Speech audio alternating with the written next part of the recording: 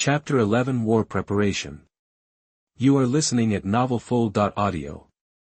After briefing Farad'n, Levi wasted no time heading back to the castle to gather supplies. Curious, Farad'n got permission to follow Levi and explore the area behind the wall. Levi went straight to the castle's smelting room, grabbed a row of iron ingots from the furnace, and combined them. He opened the box labeled minerals. Inside, 5 groups of iron blocks rested alongside other assorted minerals, including 1 group of sulfur and 43 units of saltpeter, level 35. This was the result of a month of constant mining. What's the plan? Farad'n couldn't resist asking, watching Levi inventory the supplies. As he walked, the experienced vagrant examined the city wall's construction, his brow furrowing after a moment. The defensive engineering of this city wall was practically non-existent, it was just a plain stone wall. A few ladders offered the only way up, but it was completely exposed, offering no cover whatsoever. Anyone standing guard would be a sitting duck. He couldn't fathom how Levi intended to defend the place with such a bare wall and a flimsy gate. Was he relying on magic? "I'll defend it like this," Levi replied vaguely. As he spoke, he produced over a dozen round stones and, after several trips, increased the wall's height by a good 15 feet in a matter of minutes. Farad'n was speechless. What kind of magic was this? How could such massive stones adhere so easily and stay put? Where were all these stones coming from?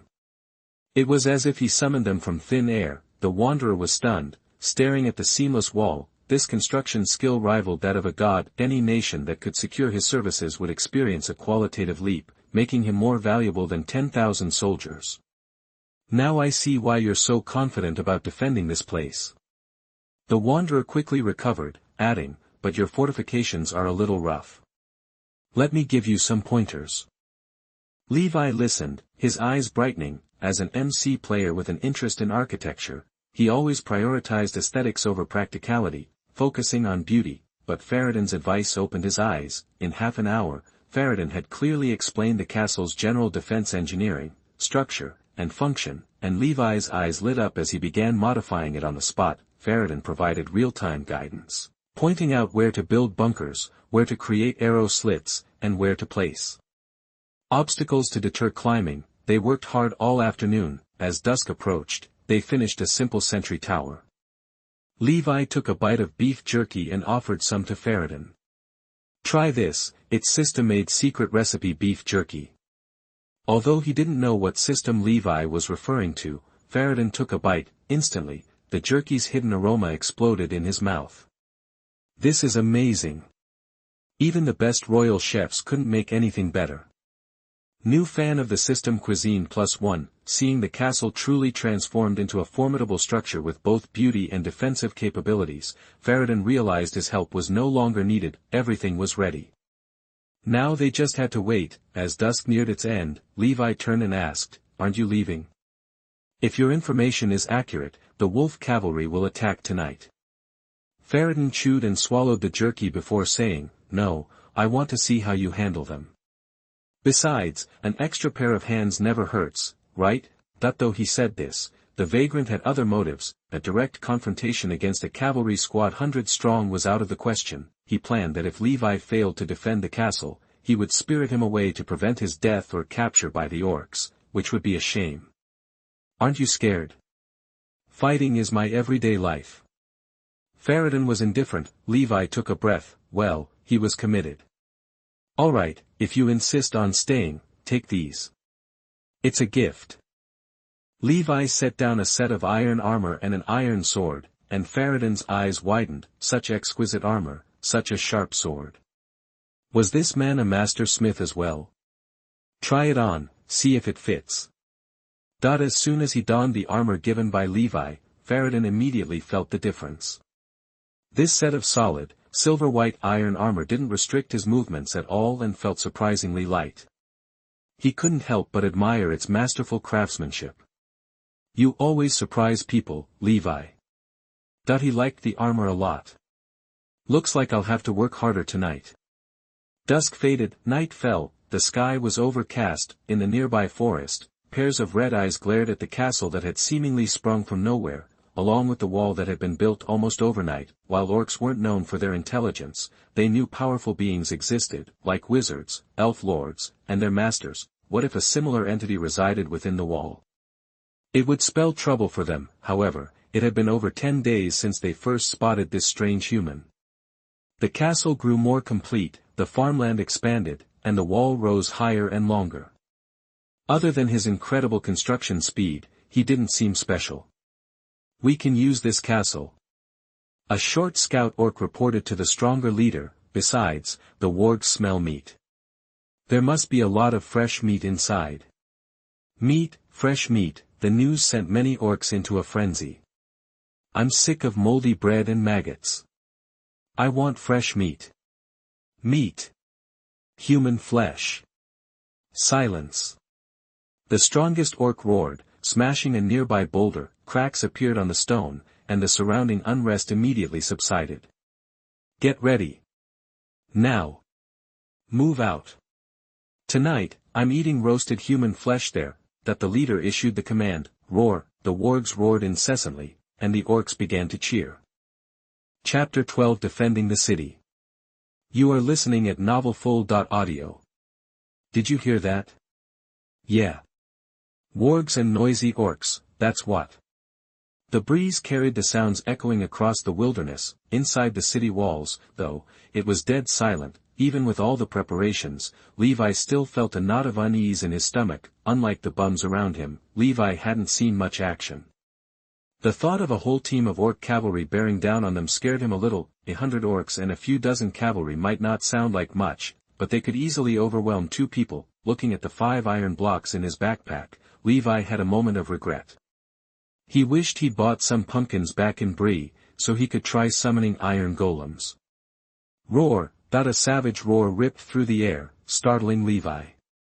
"Here they come," Faradin said. They ducked behind the city wall's defenses and peered in the direction of the sound. Crash. "Kill!" The noise grew louder, and shadowy figures emerged from the trees, bathed in moonlight. Dozens of wargs charged forward, side by side, with orcs waving weapons above them, heading straight for the city wall. They were a menacing sight, and just as fast as horses. When the enemy got close enough, Faradin grabbed his bow and notched an arrow. Thwack, star. The arrow found its mark, hitting the lead warg square in the chest. It dropped dead, and the orc on its back went sprawling, face-planting in the dirt. Another arrow pierced an orc's skull, dropping him like a rock. Thanks to Faradin's sharp shooting, 3 wargs had lost their riders, and 2 more had outright died by the time the cavalry reached the city wall. But the remaining cavalry weren't fazed. The smell of blood just fueled their ferocity. With only 2 defenders, they felt emboldened. Some of the orcs even started laughing. Even with just 2 guards, the smooth stone wall, easily 30 feet high, wasn't something you could just climb. The lead warg riders couldn't get a grip, and after several failed attempts, they had to back off and regroup. Damn it! The intel was wrong. Who's the blind idiot who said wargs could just jump this? The last time I saw this wall, it was half this high. The scout orc on the team was quick to point fingers and pass the blame. "You loser!" Their attack foiled, the orc team immediately devolved into infighting. Falodin tried to keep firing, but the orcs were already on alert and returned fire with several archers aiming at Faradin's position, forcing him to take cover. He ducked back behind the wall and used the pre-made arrow slits to take potshots, but after he only managed to take down a couple more cavalry, they discovered the slits and made them useless. Levi peeked over the edge and saw the entire team gathered at the foot of the wall. Now it was a stalemate. The attackers couldn't get in, and the defenders couldn't do enough damage to push them back. The orcs started yelling and cursing, but their insults didn't bother Levi. After a while, he thought they were actually pretty good at it, real wordsmiths when it came to trash talking. Long sentences, short sentences, metaphors, they used it all. Still, compared to the online smack talk Levi was used to, the kind that read like poetry, these guys were amateurs. "A bunch of scum." A roar erupted from behind the group of orcs. A massive orc, easily 10 feet tall and wielding a huge axe, pushed his way to the front. He shoved aside the cavalry, knocking both riders and wargs sprawling with his sheer strength. "Aha, look what I found." Some trash hiding behind a wall. Little bugs. The first thing the orc leader did was point at the city wall and curse. Cowards. Cowards. The other orcs chanted. Normally, not launching a counterattack in this situation would crush morale, but there were only 2 of them. What was this, a 100-on-2 taunt? Real tough guys. Levi couldn't help but roll his eyes. The orc leader didn't care what they thought. After deflecting a stray arrow with his axe, he roared, "Bring it up." Thump. Several orcs strained and struggled to lift a massive mallet, thicker than their own bodies. The orc leader, however, snatched it up with one hand, then he swung it at the city gate, boom, the wooden door splintered on the first hit, boom, the second blow warped the door, and it looked ready to collapse. The orcs outside started cheering, ready to swarm in for the kill, loot the place, and take over. Levi stayed cool, boom, the third hit shattered the wooden gate. But just as the orcs started to surge forward, they stopped dead in their tracks, dumbfounded. Behind the wooden door was a stone wall 10 feet thick. Smoke practically poured from the orc leader's nostrils as he glared at the 2 figures on the city wall. "Want to come in?" "No way!" Levi shouted, then promptly ate a face full of arrows and dove back out of sight. Seeing that the intel was bad, the attack was a bust, and a few wolf riders had already died, the leader cursed, waved his hand, and said, "Let's go." He turned and led the orcs back into the woods. "They're retreating?" Levi was surprised. They were giving up pretty easily. He hadn't even gotten started yet. "No.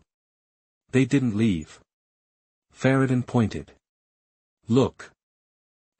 Crash. A tree fell to the ground and was dragged away, then another tremor, and more trees came crashing down. Even Levi realized what was happening. The orcs were building something. He could hear hammering and sawing in the distance. "Ladders," Farad'n said. "They're making siege ladders." Levi looked surprised. On-site construction. Farad'n looked like this was to be expected. Levi knew he lacked common sense in some areas. Seeing Levi's confusion, Farad'n explained, "Don't underestimate orcs, Levi. They might be crude and evil, but their armor and weapons are as good as anything humans make. They can do anything a normal army can do. After all, their boss was Sauron, the Dark Lord, who built things like the ring and knew his way around a forge." "I see," Levi said. "I have to stop them." "You're going outside the city," Levi nodded. "I'm not going to sit here and watch them build ladders. That's too dangerous. I don't like it." Levi grinned. "You don't know a thing about MC players, friend. Don't worry." Levi went down the wall, into the castle, and grabbed all the sulfur and saltpeter from the chest and put them on the workbench with some charcoal. 1 sulfur plus 1 saltpeter plus 1 charcoal equals 3 gunpowder, 5 gunpowder plus 4 sand equals TNT. When he was done, Levi had 20 sticks of TNT in his backpack. Ever heard of high-altitude bombing? Chapter 13 Air Raid. You are listening at novelfull.audio. Use their lack of preparation against them and take them out.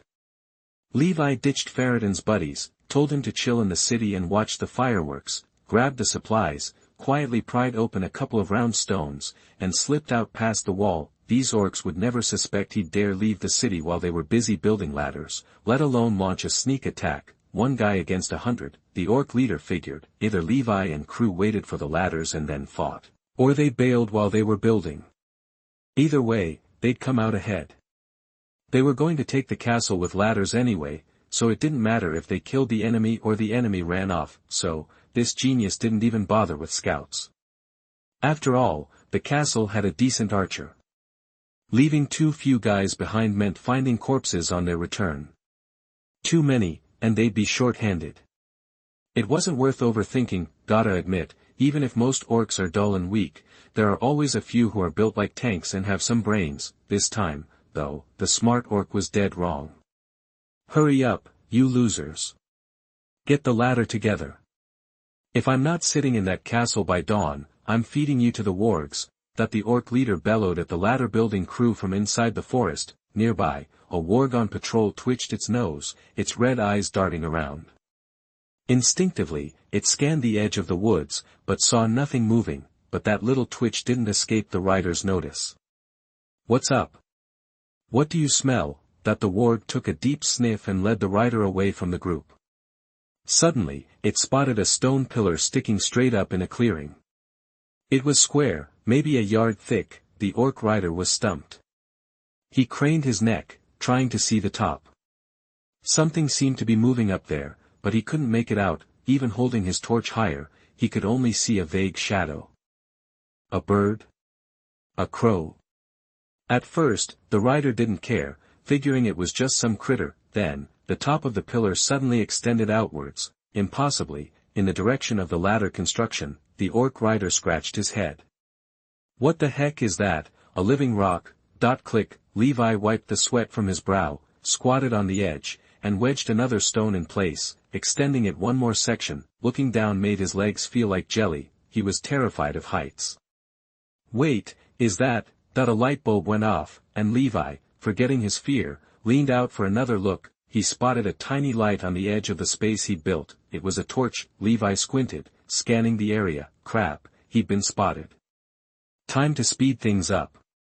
Taking a few deep breaths, he fought off his wobbly legs and hurried toward where the siege ladder was being built, trying to keep himself hidden from below. Maybe he was too close, or maybe there was just one smart guy in the crowd of knuckleheads. When Levi was 70 or 80 yards above the construction site, finally, a half-orc looked up and asked, pointing at the fuzzy shape in the sky. "What's that?" His question got a few more heads to crane skyward. Several orcs stared blankly up, forgetting to patrol. "Damn, I must be seeing things. Is that a person up there?" "A person? Looks like a crow to me." "What if it is a person? Why are we arguing? We'll know if it's a person or a crow after we shoot it down." An archer notched an arrow, drew his bow, and aimed at the sky. At 70 or 80 yards, a good shot still had a chance of hitting, but he wasn't going to get that chance. "Look! Something's glowing in the sky." "Dumbass, the sky's full of glowing stars, isn't it?" "Not stars." Before he could finish, a red object with a white light fell from the sky, landing right in the middle of the orcs. Boom! The moment it hit, there was a huge explosion, blasting a crater several yards wide. A nearby tree took the hit, its branches torn off. As for the orcs at ground zero, they were blown to bits, just as planned. TNT's max damage is 65 points, way more than these small fry with maybe a dozen hit points could handle. Levi had calculated the height to AT. From 70 plus yards, the TNT would ignite and explode right on impact. No time for the orcs to react. What the hell was that? The leader was jolted by the blast and snatched up his big wooden hammer, leading a group to investigate, but all they found was a crater and chunks of body parts. "What happened?" The leader roared, but no one answered. Suddenly, a scout with good eyesight pointed overhead and shouted, "Look! What's that?" A group of orcs looked up to see 7 or 8 red, glowing objects streaking down, about to land. The tall leader felt a cold shiver and raised his big wooden hammer as a shield. But that didn't feel like enough, so he took a few steps back, shoving his troops in front of him. Everyone watched the glowing red objects fall, one by one. Boom! Explosions, blinding light, screams. As the TNT went off, craters appeared everywhere. The orcs near the blast centers were vaporized. Those farther away still couldn't escape, and many of the survivors were struggling on the ground, barely clinging to life. Aawag. The orc leader was lucky to avoid the center of the blast, but the shockwave tossed him around like a rag doll until he slammed into a tree, barely alive. Clang, his wooden hammer clattered to the ground, charred. Ignoring his own injuries, the tough orc struggled to his feet and took in the scene. Most of the team who'd survived the bombing were unrecognizable as orcs. The ground was covered in black blood and burnt meat. Limbs were scattered everywhere, some stuck in the ground, some hanging from trees, and a few nearly dead orcs crawled around. Not long for this world. Almost wiped out, the leader stared at the hellscape, numb. What just happened? He couldn't see the enemy, didn't know what was attacking him. It was just inexplicable. They'd been wiped out in an instant. The sky. The attack came from the sky. Finally figuring out the source, the orc leader was furious and terrified. Could it be a dragon, blasting them from above? Rustling sounds came from the nearby bushes. Wolf riders, drawn by the noise, arrived. They froze at the sight of the craters and corpses, then spotted the blood-soaked orc leader. Several jumped off their wolves, rushing over to show respect. "Leader, we're here to help." More wolf riders poured out, searching for the enemy. All the troops were here. The leader's face went white. "No." Too late, a dozen more glowing TNTs fell from the sky. Chapter 14. You are a wizard after all. You are listening at NovelFull.audio. Boom. The explosion lit up the night as Levi peered over the edge of the platform. 2 rounds of TNT had just ripped through the orc camp. To say the oak teams were wiped out would be an understatement. There was nothing left. The area was a disaster zone. Each TNT blast had left a crater exposing the bedrock below. Trees and weeds had been vaporized. The force of over 20 sticks of TNT had created a vacuum in the forest. Nearby trees caught fire from the aftershock, sending plumes of smoke into the sky. Levi surveyed the scene. "Talk about a fireworks show," he muttered. He waited, watching the flames, then grabbed a bucket and placed it below the platform. Water cascaded down, forming a small waterfall that snuffed out the nearby flames. Levi took a deep breath and slid down the water. He wasn't about to jump. Heights weren't his thing. Besides, he wasn't sure if water would break his fall. The last thing he needed was to splatter on impact. Touching down, Levi started combing the area. He was looking for survivors and anything worth salvaging. Either these orcs were broke, or the TNT had obliterated everything. After a while, he found some busted armor, broken weapons, and a few silver coins, blackened by the blasts.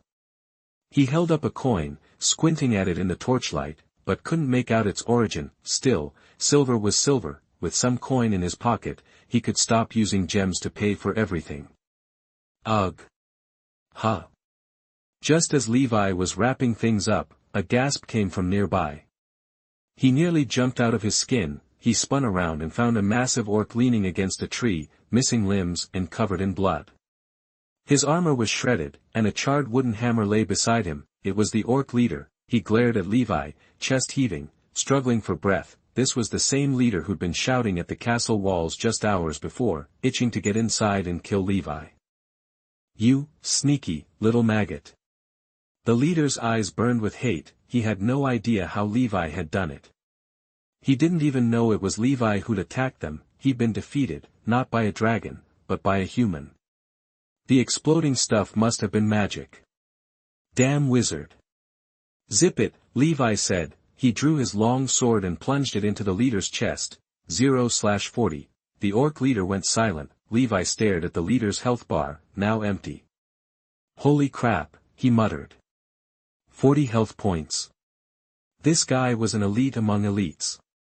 No wonder he'd survived the explosion. With that much health and armor, he probably could have survived if he hadn't been caught in the blast radius. *swish, the bushes rustled. Levi turned to see an orc fleeing, as if a dragon were chasing him. He didn't get far. Levi took him down, then mopped up a few other stragglers before going back to looting. First, he gathered up the broken armor and weapons to melt down later. Then came the wargs. Even without gear, they were valuable. A quick session on the workbench yielded warg meat, warg fur, and bones. Meat for rations, fur for armor, bones for bone meal. 3 birds, 1 stone. Under the moonlight, Levi headed back to the castle, his backpack full of loot. He rebuilt the gate and cleared the road behind it. "You're back, Levi."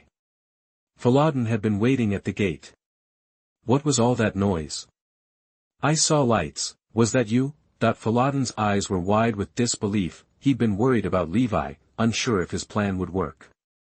He'd put his faith in him anyway. From the walls, he'd watched the orcs, waiting for them to stop. Then, a series of explosions, fire, and finally, water dousing the flames. "The orcs are dealt with. Don't worry." "What?" The Wanderer was stunned. "You mean you took out an entire squad of orcs and wolf riders by yourself, not to mention the leader, that huge dude who smashed the gate?" "Annihilated," not repelled, Levi corrected. I swept the area. There are no survivors. Whoa, Faladin breathed, how did you do it? That he paused, then muttered, I read in some old books about wizards, powerful wizards who wield fire and lightning, commanding the elements. Like the white-robed wizard in Isengard.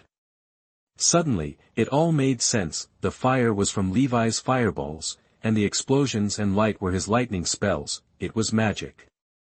Levi must have used fire and thunder to wipe out the orcs. Are you a wizard, Levi? Faladin asked. If you mean someone like Gandalf, then no. I don't buy it. Farad'n was unconvinced. If you have such powerful magic, why didn't you use it before?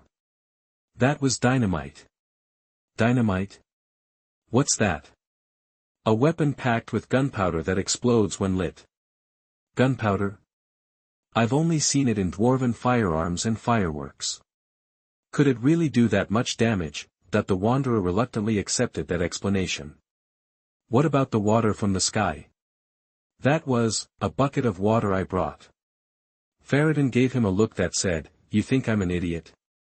So, gunpowder is just how you cast spells. You use it to channel powerful attacks, right? Whoa. Levi paused. Come to think of it, that kind of made sense, after all, the TNT was made on a workbench, and he couldn't explain the science behind it. It was probably fine to think of it that way. Sure, you can think of it that way. Farad'n nodded, as if expecting it. Chapter 15, Factions and Claims. You are listening at NovelFull.audio.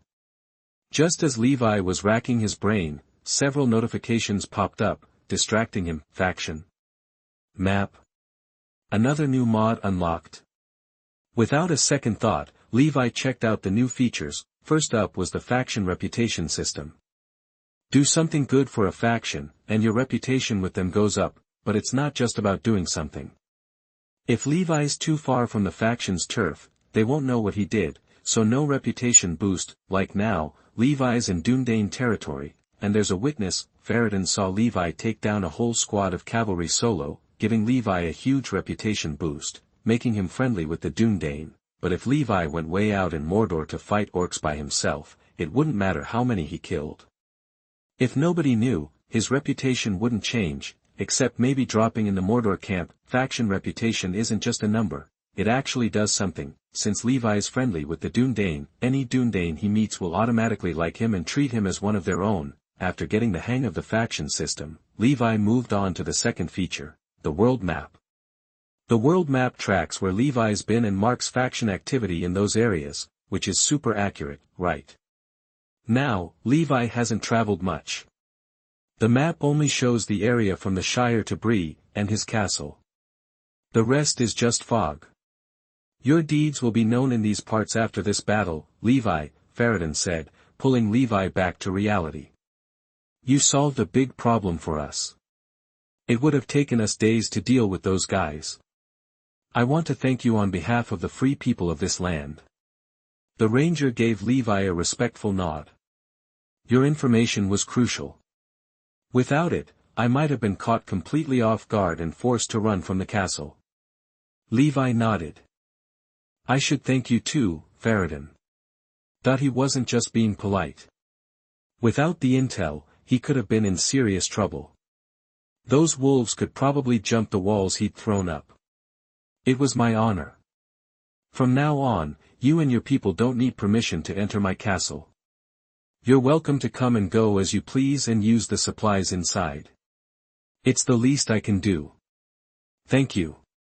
I'll remember this. Farad'n accepted the offer without hesitation. A secure fortress, even just for a place to rest, was a huge help. Dúnedain faction reputation +10, another notification. This guy was a straight shooter. He really was boosting his reputation, which reminded him. Levi suddenly thought about the elite half-orc with 40 HP. On a whim, he looked at Farad'n's head. A health bar appeared, 25/25, 25 HP. The Dúnedain live for centuries, so they're naturally tougher than humans. It made sense their health cap was higher. That elite half-orc, popping out from a crowd of orcs with barely over 10 points of health, must have had some ogre blood in him to be so tough. Shaking his head, he cleared his thoughts. It was late, after a night of intense battles, ambushes. Levi was feeling it.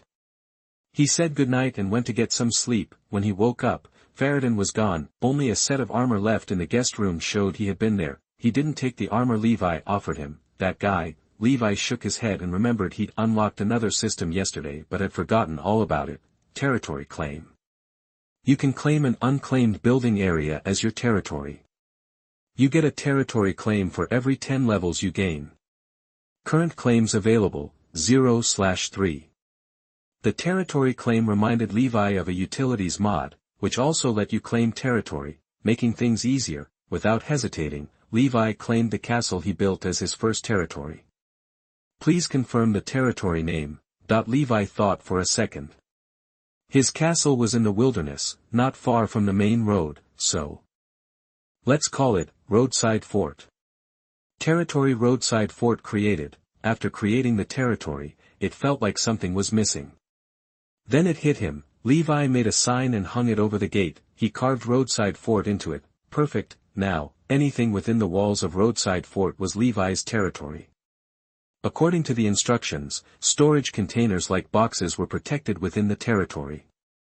Nobody could open, destroy, or move them without his permission. That was just the most basic protection for permanent territories. Plus, Levi could summon iron golems and snow golems in his territory. Wait, he could only summon golems in his territory, and they couldn't leave it. Levi sighed. His plan to summon an army of iron golems and sweep through Mordor was dead before it even started. Still, it was good to know that he didn't have to worry about orcs or bandits taking over his base. When he was away, it was one less thing to worry about, so he could wander without looking back. After understanding the new features, Levi wanted to summon some iron golems and see these powerful helpers with 100 HP. Were they blocky, or did they look like they were wearing iron armor? But after searching all the boxes, Levi realized he was missing an important ingredient: pumpkins. All he'd planted was wheat. He could get wheat seeds easily, but the rest he'd have to find. Making up his mind, Levi opened the world map and compared it to the paper map he'd gotten from Bilbo. To the west of Roadside Fort was Bree, which was the way he'd come, so the road was familiar. To the east was Rivendell, and beyond that, the Misty Mountains. According to the map, Bree and Rivendell were about the same distance. Looking toward Rivendell, Levi felt a pull. He hadn't seen an elf yet, if he remembered correctly. Aragorn was living in Rivendell back then. If his timing was correct, Aragorn would be just a kid. Chapter 16 Procurement. You are listening at novelfull.audio. Levi was curious about this future king. It would be cool to meet him early. But hitting up Rivendell would mean being gone a while, and right now, without the Iron Golem, the castle would be wide open. He figured he should head back to Bree, stock up, and get the territory locked down first. Levi left a "Be Back Soon" sign on the castle gate, grabbed some food, packed his gear, and headed west. The trip back was way easier than the first time. He knew the road, he had enough food, and with a world map, he could track his progress. It was a little boring, but uneventful. He breezed into Bree and got checked by the guard, but this time, the guard's vibe was totally different. The guard popped open the little window, gave Levi a look, and then just opened the gate, waving him through. "Welcome back, friend," he said. "How's the road been?" Levi was a little surprised. "Not bad, smooth sailing. Didn't run into any trouble." "Good to hear." The guard nodded and went back to his post. Levi walked on, thinking, and suddenly opened his camp interface to check Bree. Regional reputation, 34, friendly, source, taking out those bandits and the Oak crew. That's it. The reputation thing unlocked later, but they remembered what I did. 10 points and you're on their good side. Looks like I need 100 points to level up. He filed that away, focusing on what he came to Bree for: shopping for supplies he couldn't get back home, stuff like pumpkin, potato, and radish seeds. Plus, he wanted to buy a horse. You can't beat a horse for getting around. He could probably outlast a horse, never needing to stop and only burning half a jerky stick every 60 miles. But running constantly was just a drag, so, first things first, Levi booked a room at the Prancing Pony and asked the innkeeper to find him a couple of good horses. maybe it was his reputation, or maybe he was throwing around some serious coin, but the innkeeper agreed to help, promising to find the 2 best horses in Bree, pronto. Pronto was relative, so Levi just decided to wait it out. He checked in, had a decent meal, and then went looking for veggies. The friendly reputation helped big time. A few questions and the townsfolk were pointing him to every market and produce stand in Bree. He found a farm in no time. "Welcome, sir. What can I get for you?" The farmer was all smiles. Levi listed what he needed, and luckily, they had everything: pumpkin, potatoes, carrots, wheat. "Hey, what's this?" Levi picked something up from a basket. "Corn, unlocked synthesis, corn seeds." "I'll take a sack of that too." Levi bought it on the spot. "You got it, sir. Bree's best is at your service." Then he spotted some onions, ginger, and garlic with a little dirt still on them. "I'll take those too." "Okay, sir." Levi spent every last silver coin, including the blackened coins he'd swiped from the orcs. The farmer couldn't stop grinning. Best day of business ever. This guy was blowing cash like it was nothing, buying stuff wholesale without even haggling. "Come back anytime." "Probably won't be a next time," Levi thought. "I'm about to show you what MC farming speeds are like. Ever seen wheat that grows in days?" Leaving the farm, lugging sacks of crops, Levi felt pretty good. Too bad there were no watermelons. Now that he thought about it, he'd never even seen one. Crops, check. Now he just needed to wait for the innkeeper to deliver on those horses and he could head home. He could synthesize the crop seeds at the workbench, turning them into MC-style seeds, but he'd never tried breeding animals. Roadside Castle was too wild. He only saw bison and they weren't coming home with him. They mostly ended up as jerky. Buying 2 horses gave him the chance to see if he could breed MC special horses, but for that, he needed gold. Gotta have those golden carrots. Gold was a pain to find. He'd been digging in the mines near the fort for over a month and hadn't found any. Looks like he'd have to trade for it. First place that came to mind was the blacksmith shop. He headed back to that familiar spot. "What's up, sir?" "Oh, it's you. Hey, what can I do for you?" The blacksmith clearly recognized him. "Glad you remember me." "Of course. Heard an adventurer passed through Bree, single-handedly took down a gang of bandits, and trashed a bunch of orcs and wargs." The blacksmith stopped working, leaned in close, and said mysteriously, "They say you can do magic." "True?" Levi stopped him. "Hold up, brother blacksmith. Let's stick to business. I need to buy some supplies." "You got anything?" The blacksmith straightened up. "What do you need? Just name it. Things are different now. You proved you're not a lowlife. Might even sell you weapons now." Levi shook his head. "Nah, I was wondering if you had any gold. I need to buy some." The blacksmith raised his eyebrows. "I'm a blacksmith, not a goldsmith, sir." "Well, that's a dead end." Levi sighed and turned to leave, and then, familiar place, familiar spot, familiar voice, the man popped up from behind the fence. "Hey, adventurer. I just heard what you were trying to buy. Get lost. You stinking junk peddler. Stay away from me." The blacksmith yelled, not holding back. "This is familiar. Where have I seen this before?" Levi turned and saw that smarmy face. William, the odds and ends merchant. Chapter 17. Everything is ready. You are listening at novelfull.audio. "Get out of here." The blacksmith, practically glowing red-hot, chased William down the street, fuming over his business being ripped off again, though it was hardly possible to begin with. Levi had no choice but to follow along. Hey, mister. I heard you wanted gold, right?" William, winded from being chased, still pushed his deal. "Yeah, I want gold. I gotta ask, do you just camp out on people's doorsteps waiting for suckers? If I were that blacksmith, I'd wanna punch you too." "Huh, no, not every day. Just happened to be here today." Levi's mouth twitched. "Not every day. So, often then. Alright, tell me about your wares. What kind of price you asking for your gold? For a loyal customer like you, I can do 80% of market value. That cheap? We're always a bargain. William swore, but remembering the shoddy gear William had pawned off on him last time, Levi was skeptical. Please don't let it be copper-plated this time. Still, Levi wasn't worried about getting swindled. Anything that went into his inventory got tagged with an ID, revealing the actual material. Despite his doubts, Levi followed William to his little warehouse. The quiet, out-of-the-way neighborhood was as dusty and run-down as ever. If anything, the houses looked even more neglected, like nobody had been around for weeks. Here we are, sir. William rummaged around and pulled a box from the back of the warehouse. Levi opened the box and was taken aback. It was full of dull, tarnished, and spotty jewelry. See, sir. Pure gold.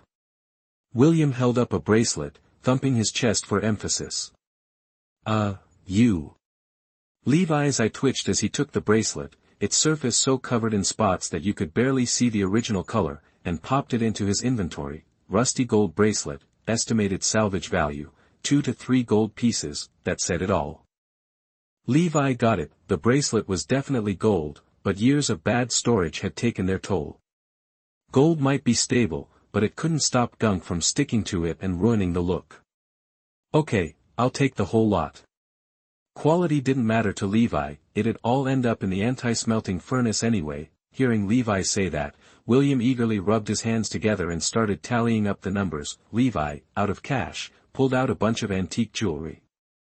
This transaction cleaned out about half of Levi's stash, but in return, he got a much larger volume of gold junk. Most of the antique jewelry Levi had looted from the corpse demon was silver, but he traded it for more than twice the amount of gold from William. Actually, in Middle-earth, silver was quite valuable, especially among the elves. They supposedly preferred silver to gold. Seeing William's wide grin, Levi knew he wasn't getting ripped off, but it didn't matter. He'd achieved his goal. William, he had to admit, was something of a hustler. Even in his rundown warehouse, he seemed to be running a successful business. He'd try to sell just about anything. The guy was probably way wealthier than he looked. Mission accomplished. Levi didn't hang around. He headed straight back to the inn. William watched Levi go and wiped his brow. How'd it go? Thought a bearded man with disheveled gray clothes emerged from the dilapidated house next door. Just barely made it worth my while, William said, grimacing. Did he figure anything out? Not so far. My advice? Don't let him find out what you did. The bearded man spoke slowly. That night, I heard a boom like thunder. A fire broke out in the forest, put out by rain from nowhere.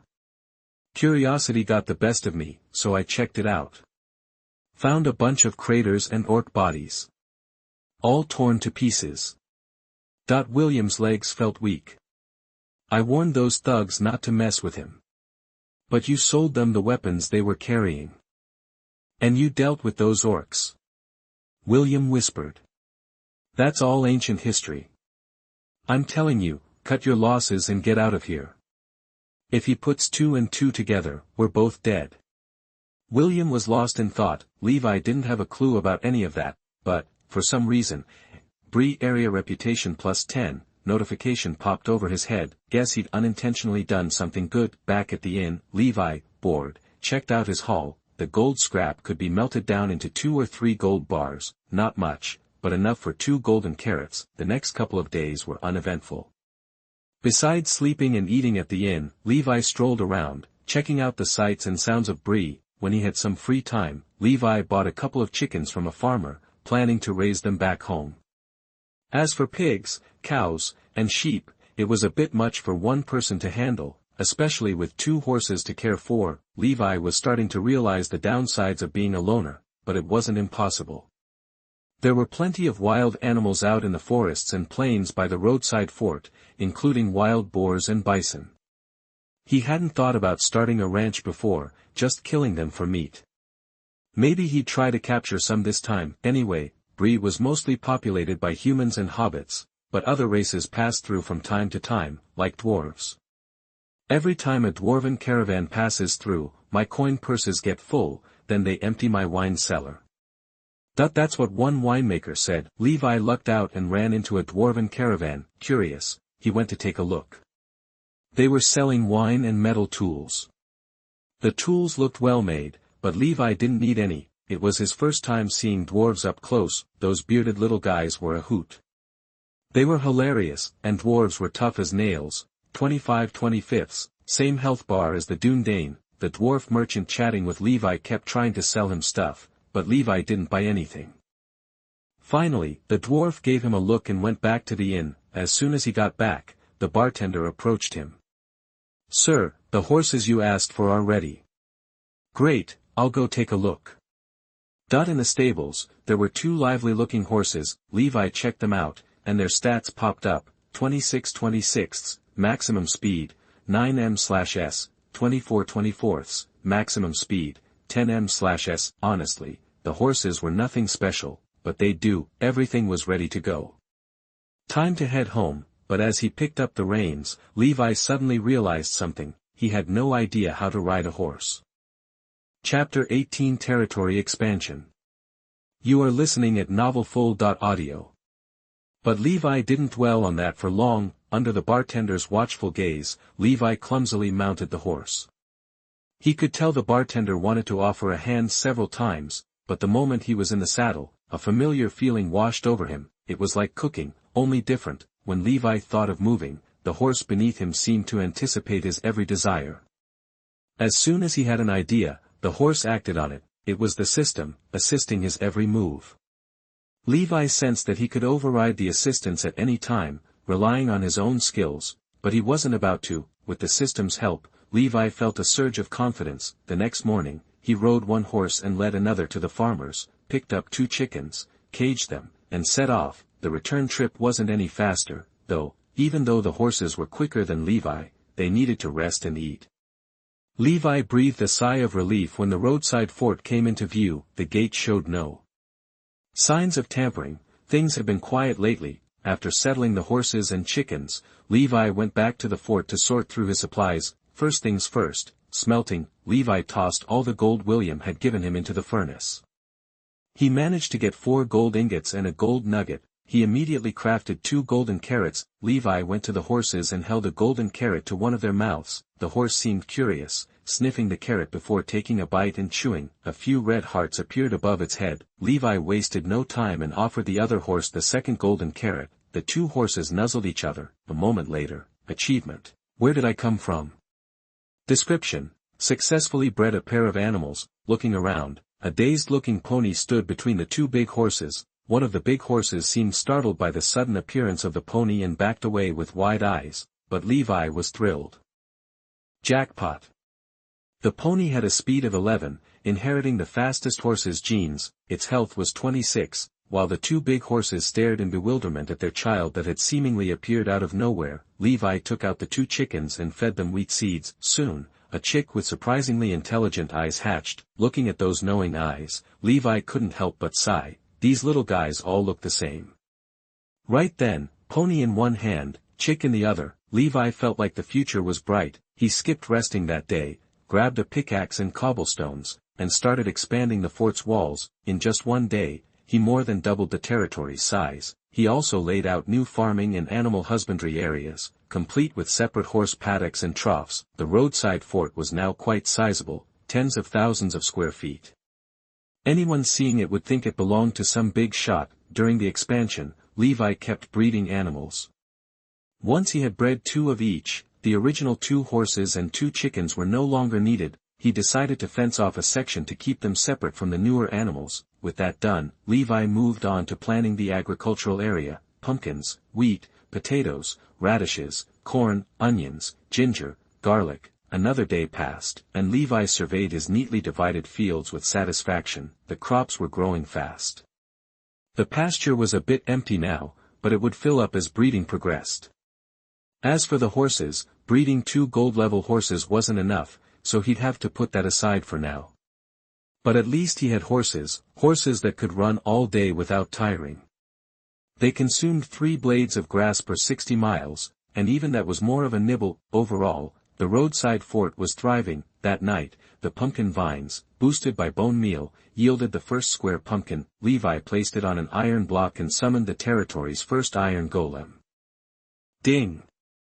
The iron block and pumpkin fused together, transforming into a 10-foot-tall, long-armed iron giant covered in moss and vines. Unlike the blocky figures in the game, this iron golem had a more realistic look, rounder but still kind of dopey. Once summoned, the iron golem began patrolling the territory. Its method was simple: beat up the bad guys, leave the good guys alone. The next day, there were 20 more iron golems patrolling the fort. With so many golems, a small raiding party of under 100 would be easy to handle, and even a few hundred orcs wouldn't be impossible to fight off. The territory's security was now pretty solid. Another week passed, the crops had been harvested.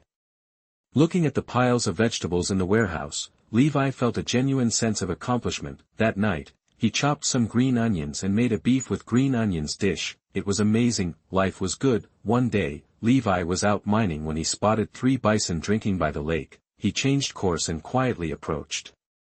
Instead of grabbing his sword, he used every ounce of strength he had to lasso one, knock it out, and drag it back to the fort. 21/30. This bison was tough. The next day, Levi went back to the lake and eventually spotted another bison. Same routine: knock it out, drag it back. The 2 bison became pasture mates, and Levi had an endless supply of milk. He bred them with wheat, and soon had 2 bison calves, guaranteeing future meat. It was a win-win situation. Levi wins twice. After the bison, Levi discovered wild boars, so, same operation: crouch, approach slowly, lasso, stun, drag back. After settling the wild boars, Levi took the time to build a simple egg collection system. Basically, he placed funnels under the chicken coop, connected to boxes underneath. No more having to collect eggs by hand. For the past 2 weeks since returning from Bree, Levi's life had been full. Whether he was mining or tending to the crops and animals, he never had a moment's rest. Even though he used iron every day, his supply never dwindled. The iron ore vein seemed endless. Seeing that everything was in order, progressing smoothly, and supplies were plentiful. 2 days later, Levi prepared to head east. Early the next morning, Levi saddled up the faster of the 2 horses, equipped it with iron horse armor, and got ready to leave. But an unexpected guest arrived. Faladane. "Hey!" Levi, already dressed and ready, called out from afar. "What's up?" "Not much." Faradin glanced at the roadside fort, his face a mask of surprise. "This place is different. It feels much bigger, and..." He looked at the farms and pastures inside the walls. "I don't remember seeing any of this stuff the last time I was here." "Oh, I just planted it a few days ago." "A few days ago?" "That corn looked like it had been growing for 2 months. Oh well, when it came to this guy, normal rules didn't apply." The homeless man had grown used to Levi. He looked at Levi, all geared up and leading a horse that looked less than bright, and asked, "Looks like I caught you at a bad time. You heading out?" "Yeah, I'm planning on checking out the valley." "The valley?" Faradin glanced at Levi. "I know the way. There's a path through the wasteland. Hope you don't get lost." A nomad with experience speaks of shortcuts to Rivendell. "Thanks for the 2 monthly passes from Yi Wu Ming Guan Wu Dark. Thank you for the 100-point reward for being careful with your time, and thank you for your support." Chapter 19, Troll Forest, Wolf Attack.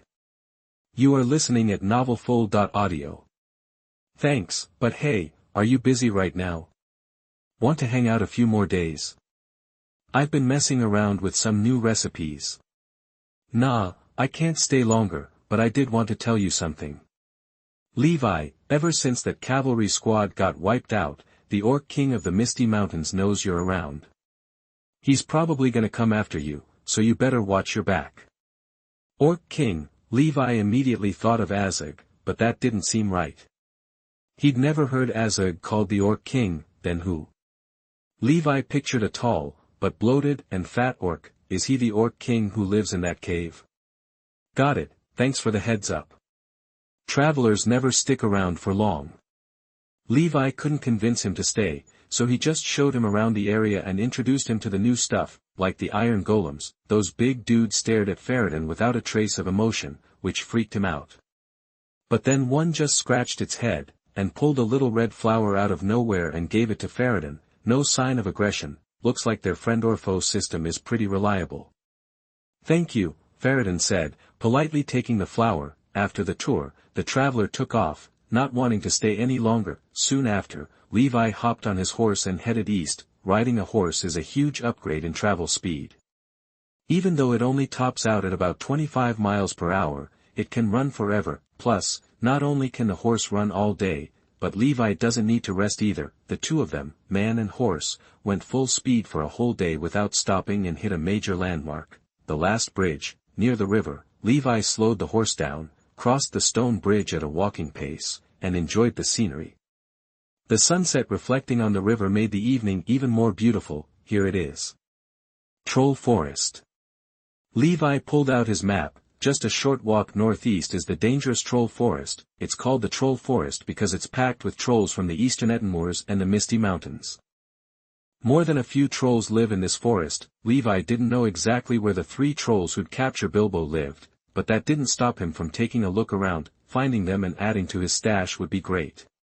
If not, at least he'd get a tour, even if the scenery isn't the best. Deciding to go for it, Levi dug a big hole near the bridge, stashed the horse in it, and covered it up. Thanks to riding a horse, he'd barely touched his food in the last couple of days, so his supplies were good. After confirming the horse was safe, Levi took off northeast. The sunset faded fast, night was here, a light breeze blew by. But Levi didn't even notice. Whoosh. Pushing past a bush, Levi saw a scared rabbit and moved on. Disappointed, he'd been searching for half the night since entering the forest, but hadn't found any sign of the ogres. If anyone saw him, they'd think he was nuts. Levi was actively looking for something normal people avoided, and he still couldn't find them. What, did you hide when you saw me coming? Suddenly, there was movement in the bushes behind Levi. A dark figure jumped out, raised a knife, and swung straight for him. Aha, look what I found. Whoosh. Instantly, Levi drew his sword, jumped up, and swung back. Critical hit. Thunk. Silence. He looked down at the body on the ground. Orc. Levi snapped to attention. These guys don't roll solo. These orcs are like roaches. If you see one, there are a bunch nearby. Luckily, he'd taken this one down instantly, so it wouldn't attract backup. However, with the smell of blood spreading, it was bound to be a rough night. Aroo. A wolf howled.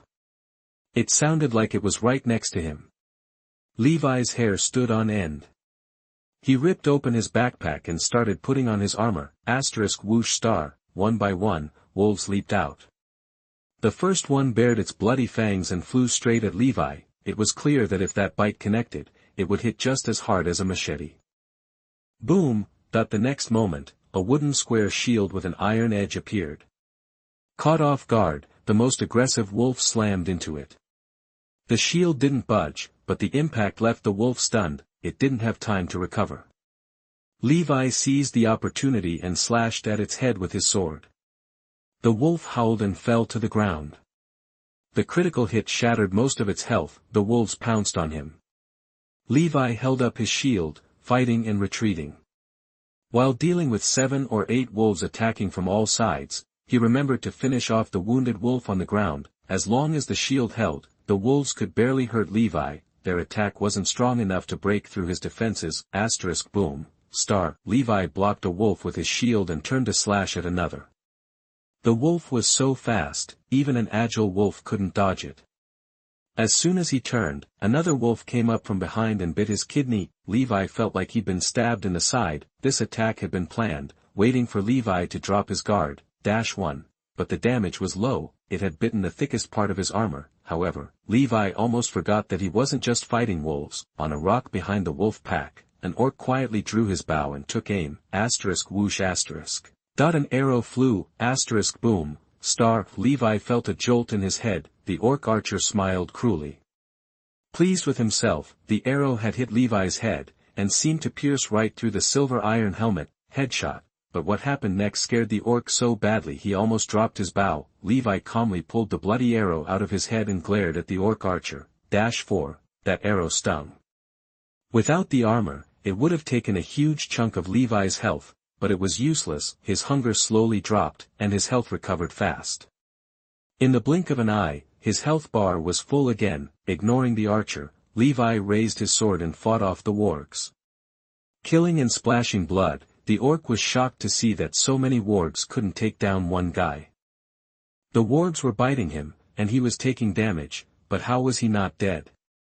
The archer tried to attack again, but the big shield blocked every shot. The man would rather get bitten by wolves than use his shield to block his arrows. Before long, Levi chewed on jerky, stepped over the wolf corpses, and charged at the archer. Whoosh, he chopped him down with one swing.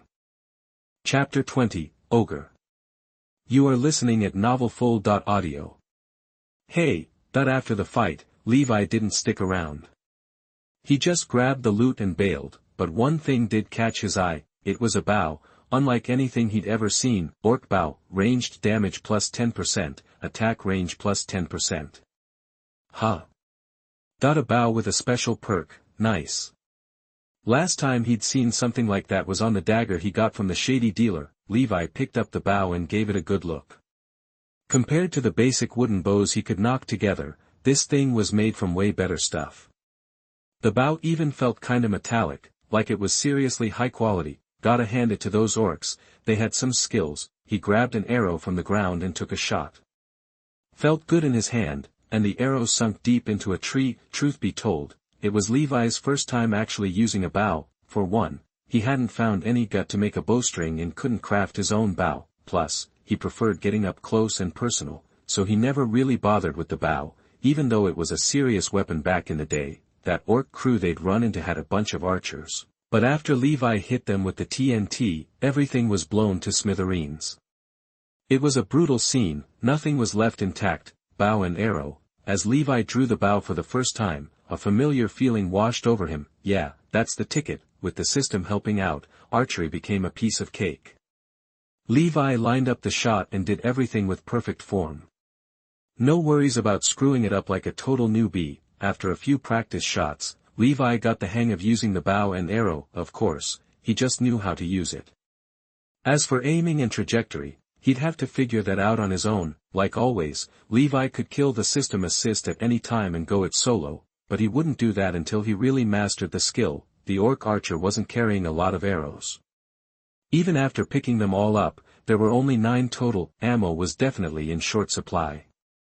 It was late. Levi found a random cave, lit a fire, and started roasting an ear of corn. Sure, he could just chow down on dried meat, but you gotta have some style. The fire crackled, and the corn started heating up, filling the air with a sweet smell. Levi couldn't resist taking a bite. The sweet, juicy flavor just exploded in his mouth. Seriously good stuff, cooked to perfection. Boom! Levi felt the ground shake under his butt. He instinctively looked towards the rumbling. He saw a huge shadow creeping closer in the firelight. Levi put down the roasted corn. Thump, thump, the shadow got closer and closer. The closer it got, the bigger Levi realized it was. Finally, it stepped into the light, revealing its fat head and body, and mumbled in some crude language. Food, want food. Levi finally got a good look at it. It was a troll. Sweet. Look what I found, dinner delivered right to my door. That the troll jumped up and down, all excited. Levi grinned. Jackpot. Look what I found, a troll. That he wasn't gonna take this one down unarmed. Why so happy? You gonna let me eat you? The next moment, like a magic trick, the human in front of him was suddenly decked out in some serious armor. The long sword grew bigger and bigger in the troll's dumb eyes. Arg! The troll covered one eye, stumbled back, and kicked up a chunk of rock, forcing Levi to retreat behind his shield. Damn. The slash gave Levi a clear view of the troll's health bar, 53/60. Not only did this troll have 60 HP, it also had 2 bars of armor thanks to its thick hide. That was tougher than a corpse demon. Bug. I'm gonna squash you. The troll roared and swung at him, sending the bonfire flying towards Levi. Barely dodging, Levi lunged forward with another sword strike. The troll reacted and punched him in the side. No room to dodge. Levi had to raise his shield. Clang. The powerful blow connected, and the shield made a horrible cracking sound. The shield on Levi's left arm now had a cooldown bar, no joke. Levi's shield was trashed, and he couldn't use it for a bit. Realizing that a head-on fight wasn't the way to go, Levi, shieldless, bolted out of the cave, taking another hit for good measure. 3. This was way stronger than a ward bite. Levi ran out of the cave, grabbed a round stone, spun around and blocked the entrance, his arms a blur. Crap, that the troll hammered the boulder. Cracks started appearing on the stone from the huge force. It wouldn't hold for long. Levi pulled the bow from his backpack, knocked an arrow, and fired it through the hole he'd left. Whoosh. Aya, got a scream. Levi knew the arrow found its mark. It had slammed into the ogre's neck, costing it 8 health. Knowing it was in mortal danger, the ogre forgot about breaking the stone wall and put its hand to its head, but since Levi had trapped the ogre inside the cave, death was its inevitable end. You ever hear the legend of the Blockman of Despicable, that the ogre took another 7 or 8 arrows before it finally hit the ground, right up to its last breath? It couldn't break the stone wall that was trapping it. Doesn't matter if you heard of it. You've seen it now.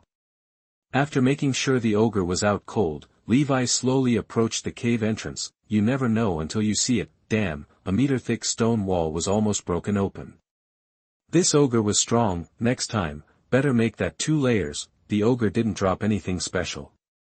At least the bones can be used as fertilizer. As for meat, Levi's bare minimum was the wurg, although even the wurg meat was pretty nasty. After a quick search, Levi found that the ogre really was broke.